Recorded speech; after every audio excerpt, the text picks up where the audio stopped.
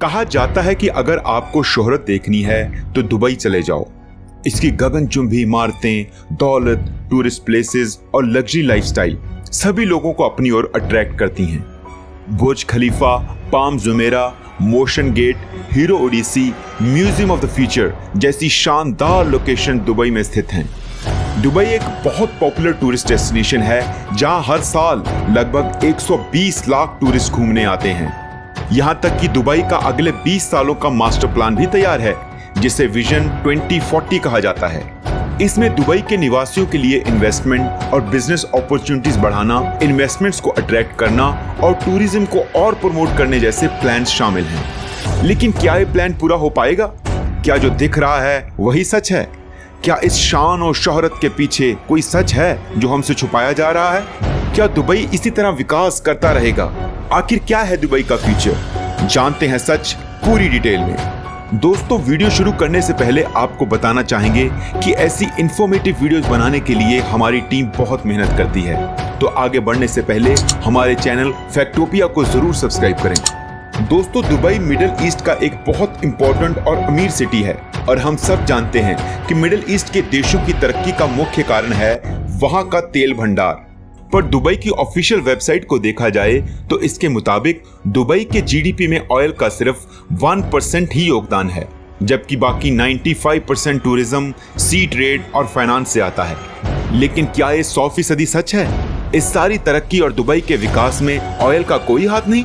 आइए इसके लिए जानते हैं दुबई की हिस्ट्री। करीब 200 साल पहले 1822 में दुबई की आबादी बहुत कम थी। 700-800 लोग ही रहते थे और ज्यादातर मछुआरे थे। ये सारा गांव दुबई अबू धाबी के कंट्रोल में था। 1833 में अबू फला सैयद नामी दुबई के एक कबीले की अबू धाबी के साथ लड़ाई हुई और दुबई जीतकर आजाद हुआ। इस लहर को दो लोग संभाल रहे थे, उबैद बिन सैद और मखदूम बिन बुत्ती, और आजादी के बाद इन दोनों ने दुबई पर राज किया। 3 साल बाद उबैद बिन सैद की मौत हो गई और मखदूम बिन बुत्ती दुबई का मालिक बन गया। तब से लेकर अब तक मखदूम परिवार के लोग ही दुबई पर राज कर रहे हैं। दुबई आजाद तो हो चुका था, पर इसकी आर्थिक स्थिति अच्छी नहीं थी। केवल मछुआरे जो मछली पकड़कर थोड़ा बहुत पैसा कमाते थे, उससे ही गुजारा होता था। 1892 में ब्रिटेन ने दुबई की सुरक्षा का जिम्मा उठाया और तब दुबई ने अपनी इकोनॉमी को मजबूत करने की तरफ ध्यान देना शुरू किया। 1901 में दुबई का पहला सी पोर्ट बना। यह फ्री सी पोर्ट था, जहां पर आने जाने वाली शिप्स को कोई टैक्स नहीं लगता था और इसके कारण दूसरे देशों से काफी बिजनेस आने लगा। यह पोर्ट बहुत चला, पर फिर भी दुबई को ज्यादा फायदा नहीं हुआ क्योंकि ये फ्री सी पोर्ट था। टैक्स से एक भारी मात्रा में पैसा आ सकता था और ये दुबई का अच्छा इनकम सोर्स हो सकता था, पर टैक्स फ्री होने के कारण दुबई की आर्थिक स्थिति ज्यादा नहीं सुधरी। दुबई की मुसीबतें और बढ़ गई। 1908 में भारी तूफान आया जिसमें काफी नुकसान हुआ। कई कश्तियां डूब गई और सारे मछुआरे जो मछलियों के कारोबार के करता धरता थे वो मारे गए।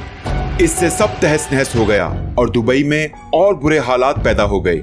बात यहीं खत्म नहीं हुई। फिर 1929 में बहुत बड़ा इकोनॉमिक क्राइसिस आया जिसे द ग्रेट डिप्रेशन ऑफ 1929 भी कहा जाता है। हालात इतने बदतर हो गए कि लोग घबरा कर दूसरे देशों में जाने लगे। इसी दौरान एक अमेरिकन कंपनी ने सऊदी अरब में तेल की खोज की। अब पूरी दुनिया का फोकस सऊदी अरब की तरफ हो गया था। वहां बिजनेस तेजी से बढ़ने लगा और दुबई 20 साल तक ऐसे ही नजरअंदाज होता गया। पर अब दुबई की किस्मत बदलने का वक्त आ गया था। 1958 में अबू धाबी में तेलों के बहुत बड़े रिजर्व्स मिले। अब तरक्की होनी शुरू हो गई। 1966 में दुबई में भी तेल के भंडार मिले। हालांकि ये ज्यादा नहीं थे, पर दुबई की आर्थिक स्थिति संभलने लगी। दूसरी ओर अबू धाबी में तेल का बिजनेस ऊंचाइयां छूने लगा और मिलियंस का बिजनेस होने लगा। अब दुबई को यह समझ आ गया था कि अबू धाबी के साथ दुश्मनी रख के उसका ही नुकसान होगा। बाकी एमिरेट्स का भी यही ख्याल था कि पूरी तरह से तरक्की तो मिलजुल कर आगे बढ़ने से ही होगी। इसीलिए 1971 में दुबई और बाकी एमिरेट्स ने मिलकर यूएई यानी कि यूनाइटेड अरब एमिरेट्स बनाया। यूएई बनाने में Dubai, Abu Dhabi, Ajman, Sharjah, Fujairah और अल कुवैन शामिल थे। अबू धाबी इस नए देश की राजधानी बन गया और शेख ज़ैयद बिन सुल्तान अल नहयान यूएई के पहले राष्ट्रपति बने। यहाँ से दुबई की तकदीर बदलनी शुरू हो गई। बड़ी बड़ी इमारतें, एयरपोर्ट, एमिरेट्स एयरलाइंस, जबरदस्त इंफ्रास्ट्रक्चर, ये सब दुबई में पॉसिबल हुआ अबू धाबी की वजह से, क्योंकि अबू धाबी दुबई के विकास के लिए पैसे सप्लाई कर रहा था। 1990 से दुबई में दूर दूर से लोग घूमने आने लगे। बड़ी बड़ी कंपनियां अपने हेड ऑफिस खोलने लगी। दुबई तरक्की करने लगा। साथ ही दुबई का पोर्ट भी बहुत चलने लगा। इसीलिए अब दुबई ये दावा करता है कि इसकी इकोनॉमी में ऑयल का 1% ही रोल है और मेजर रोल टूरिज्म का ही है। जबकि सच तो ये है, कोई भी मुसीबत हो, जैसे 2008 का इकोनॉमिक क्राइसिस, तो तेल का राजा अबू धाबी ही दुबई की मदद के लिए आगे आता है। आज इस पर अबू धाबी का बहुत कर्ज है। तो दोस्तों, दुबई का यह पहला दावा तो गलत निकला कि उसकी जीडीपी ऑयल पर नहीं डिपेंड करती। और भी बहुत सारे फैक्टर्स हैं जो दुबई का फ्यूचर तय करेंगे। चलते हैं दूसरे पॉइंट्स की ओर। दुबई का रियल एस्टेट। दुबई में बेतहाशा कंस्ट्रक्शन हो रही थी, ये सोचकर कि बाहर से लोग आकर इन्हें खरीदेंगे और नए नए बिजनेस खुलेंगे, पर जितना अनुमान था उतनी डिमांड नहीं हुई। ओवर कंस्ट्रक्शन के कारण डिमांड कम और सप्लाई ज्यादा हो गई। काफी इमारतें खंडहर की तरह खाली पड़ी रही और प्रॉपर्टी के प्राइसेस में गिरावट आती गई। पर 2022 में रशिया यूक्रेन वॉर के बाद दुबई की प्रॉपर्टी के दाम बढ़ने शुरू हो गए, क्योंकि रशिया और यूक्रेन के रिच बिजनेसमैन यहां इन्वेस्ट करने लगे। Dubai expo. ये एक्सपो 2021 में हुआ। दुबई इसकी तैयारी पिछले 9 साल से कर रहा था, इस उम्मीद में कि इस एक्सपो के जरिए बिजनेस बढ़ेगा और नई इन्वेस्टमेंट्स आएंगी। लेकिन न्यूज रिपोर्ट्स के अकॉर्डिंग ये एक्सपो 57% लॉस में गया और दुबई के लिए भारी फेलियर था। दुबई की फॉरेन पॉलिसी। दुबई अपनी फॉरेन पॉलिसी को सऊदी अरब और कतार से अलाइन करना चाहता था। इसके कारण यूएई, ईरान और बाकी सऊदी विरोधी देशों की नजर में आ गया था। इसी के चलते अबू धाबी ऑयल फील्ड पर विरोधी देशों के द्वारा मिसाइल तक फायर किए गए और भारी नुकसान हुआ।